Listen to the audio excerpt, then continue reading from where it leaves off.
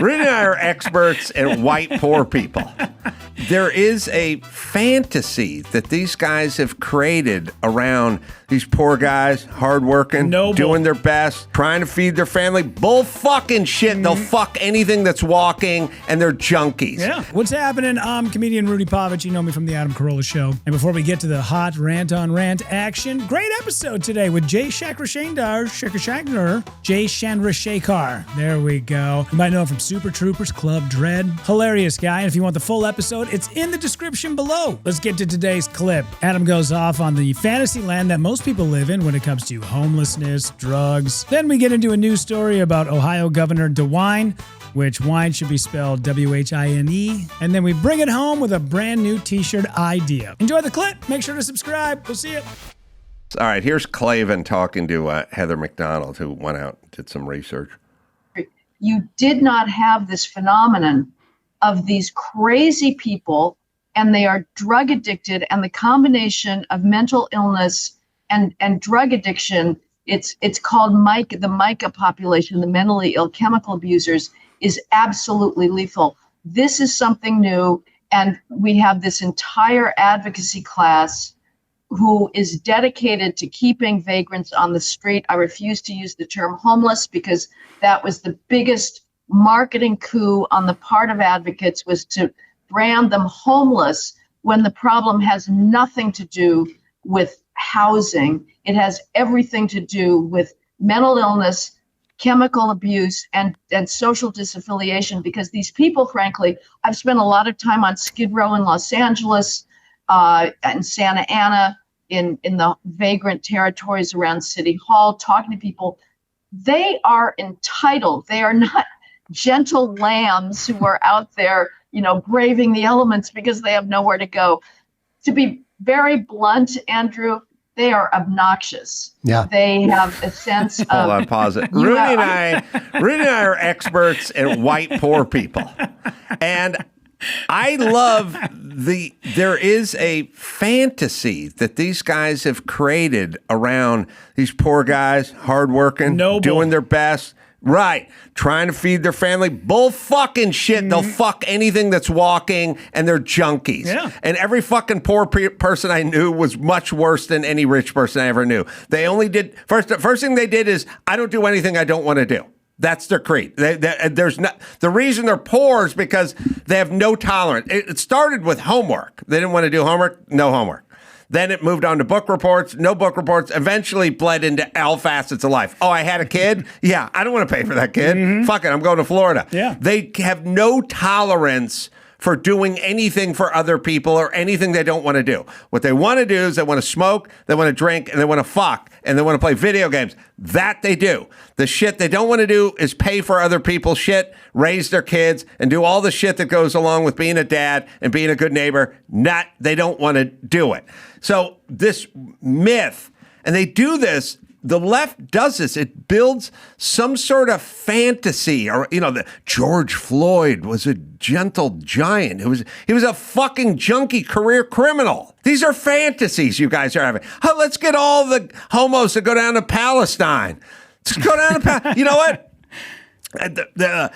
Israel is it's created a genocide. Israel could take out Palestine, every man, woman, and child in Palestine tomorrow if they wanted to. If they wanted to do a genocide, Jews know how genocide works. They were the victim of a genocide. If for 10 minutes they wanted to go genocide on Palestine, they could do it tomorrow and there'd be no more Palestinians. So the fact that there are Palestinians and you pussies are complaining means they're not conducting a genocide. You guys have some sort of bizarre fantasy about everything. Yeah. The kids cutting their dicks off, borders, fucking black criminals. You have it all. It's all a fantasy. Homeless, this is a fantasy that you guys have cooked. Listen to Gavin Newsom's fantasy of a homeless person in Los Angeles. this notion of like the guy's a hardworking, God-fearing family member who lost his job and now had to take to the streets is total and utter bullshit. But what about the picture of real homelessness, which is a poor mom with 2 kids with a husband who took off and left her, who's sitting there struggling on that minimum wage job, and all of a sudden now is out in the streets and sidewalks desperately trying to find some help, get her life back, can't get those kids into child care. I think that's what happened to can't Jewel. afford them. That's the tough thing. Yeah, that's and tough. That's a picture of family homelessness in this country.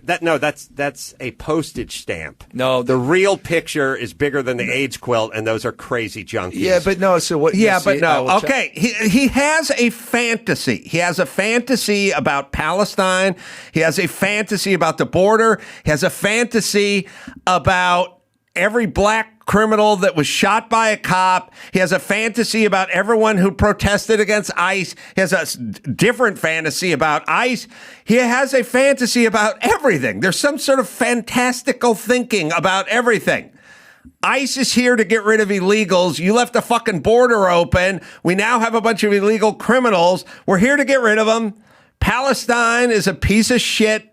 The Jews are better. That's how it goes. They don't want to be blown up by the homicidal Islamist Palestinians. So they have something called Iron Dome because they have to, because you guys are homicidal maniacs who want to kill all Jews. You have a lot of fantasies. Can you join reality to some extent? His fantasy of like a 2 to 2.5 mortality, it's one. At 1%, he's 10 times what it is. He's lied. He lied about all of it. I know he's your hero, but you guys get sucked in with this shit. Yeah, to go back to the drug abusers and guys living on the streets and the fantasy that they have, as somebody who watched this firsthand with my piece of shit dad who made 4 children, never took care of any of them, who's an alcoholic and drug abuser to this day, he would be homeless if it wasn't for the $50 a month apartment that he has that somehow miraculously the government pays for, because he can't hold down a job, but he can get his ass once a month down to the whatever office it is to fill out the paperwork, to make sure that he gets EBT and make sure he gets SNAP and to make sure that he gets his rent paid. For some reason, he can do that, but heaven forbid if we work 40 hours a week. All right, should we do a little news? Let's do some news. By the way, Jews No Genocide, new T-shirt idea. Jews No Genocide. If there's anyone who has a firsthand knowledge of genocide, that would be the Jews. And if they wanted to commit it on the Palestinians, they certainly could. If you're liking this clip, you might also like my podcast, You Suck at Stand-Up, but how would you know unless you subscribe? Gently hit that subscribe button now.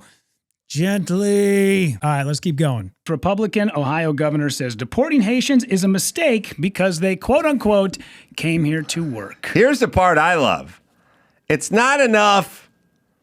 They don't do a thing where you know you're from Minnesota, right? They don't just go, look, nobody likes the Somalis, but they're fine. Yes, I would not like to go to a Somali restaurant. Yes, I would not like to listen to Somali music. And no, I don't want one living next door to me, but they're pretty docile. And they're pretty good. They're like the bison at the national park. Yeah. They mind their own business once in a while. Once in a while. A little too close. Once in a while. Ass over tea kettle. Once in a while. But by and large, they just wander around and eat shit. And you sort of give them their space, you'll be fine. Yeah. No eye contact with the Somali. That one may have been that Somali may have been heat. I don't know if they had a bad day. Old guy was too close. But no one ever goes. None of the Minnesota guys, they'll never go, yeah, look, I get it. Somali's got some problems. A lot of groups have problems. You know, I got an uncle, he's Irish. He's got some problems. Yeah, all right. But anyway, fine, leave him alone. Mm-hmm. But they have to do that shit every time. These people are the backbone of Minneapolis. You understand? They built Minneapolis. Yeah. Yeah. You see that 44? You see that 44-story tower over there with the luxury suites in it? That would not be here if the Somalis weren't. Have you seen the dome at the Capitol? Guess who put the golden dome on top of the Capitol? Somalians. Yeah. Guess who built the football field at the Vikings? So none of that would be. We cannot. They commit no crime. all they do is pay taxes. They don't. It's just like fucking reel it in. Yeah. a little bit. I'm glad you brought up the 40-foot skyscraper because there are a set of apartments, multicolored apartments. There's a documentary about it. Minneapolis calls it the crack stacks. There are these multicolored apartments that are sort of an eyesore on the west bank of Minneapolis, just across the highway from US Bank Stadium, that at one point were built, they were supposed to be 7 different buildings for luxury apartments. And that kind of went tits up. And now the Somali population lives there. And those places are completely run down. And there's chain link fence that goes all the way around it.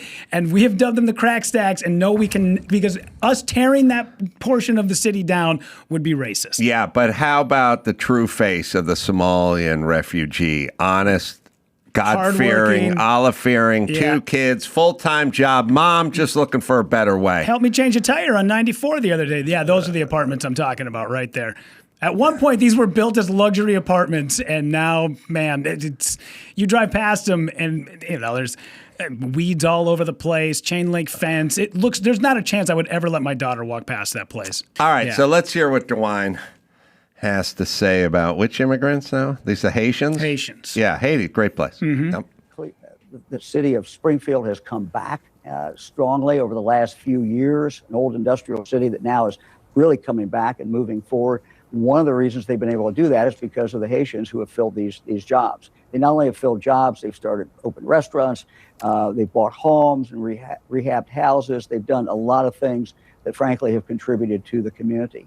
And for them to be lost is going to be a big blow to Springfield, and it's going to be a big blow to the state of Ohio. I think, though, it's not just about Ohio. It's not just about Springfield. If you look at caregivers, if you look at long-term care in this country, about a third of them, people wwho work in nursing homes, are immigrants. If you look at home health care, where they keep people in their own home, which is what we want, about a third of those individuals are immigrants. And so when you start deporting them and getting them out, people are really going to suffer. They're going to really feel it. Yeah, well, listen, white people will do jobs that Haitians do when you get rid of the Haitians, and you don't really have to pay them much more. I did jobs that Mexicans do, didn't get paid anymore my whole life. Yeah. And so did my other white friends. DeWine was recently quoted as saying, Haiti is hell today, so you'd be sending people back, literally back to hell. Well, I would argue, who created the hell? Why is it hell? It's filled with Haitians. It's filled with the best nurses in the world. Listen, here's my new thing. If your country, your nation, it's 2026, if you can't produce a fucking automobile, you're not coming in. I don't need you.